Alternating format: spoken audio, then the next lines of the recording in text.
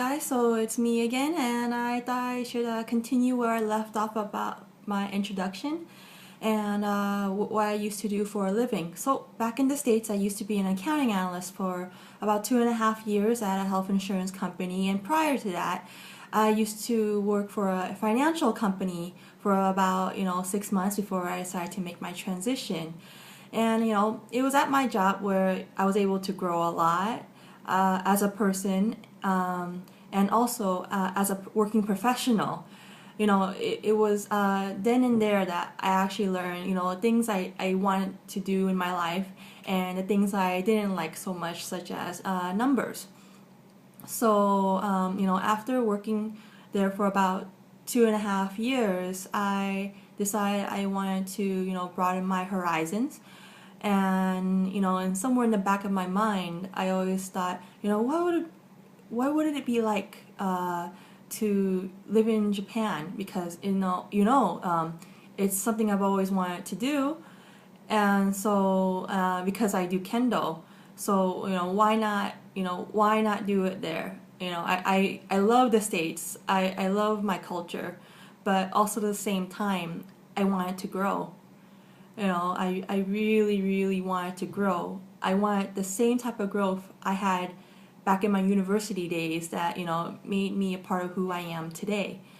And, so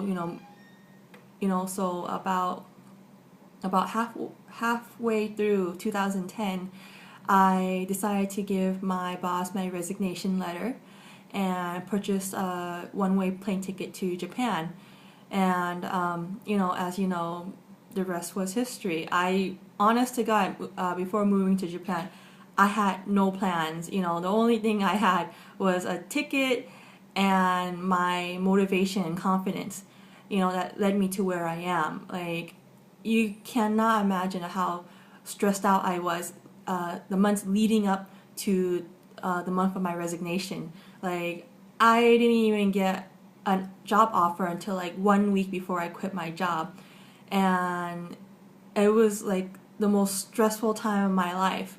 But, looking back at it, it was also the most fulfilling time of my life because I had no backup plan. The only direction I could go in was forward. I could only go straight. I had nowhere to turn back. I basically burned all my boats. So, even if I didn't find a job in Japan, I was going to pretty much hit the floor running. And, so no matter what, I was basically like laser focused.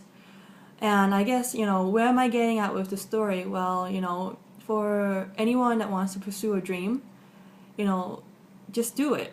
It's not, I know it's easier said than done, but you really gotta just do it.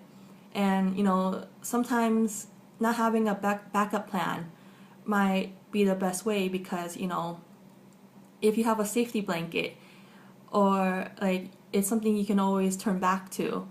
But just imagine that there was no point of turning back. What would happen?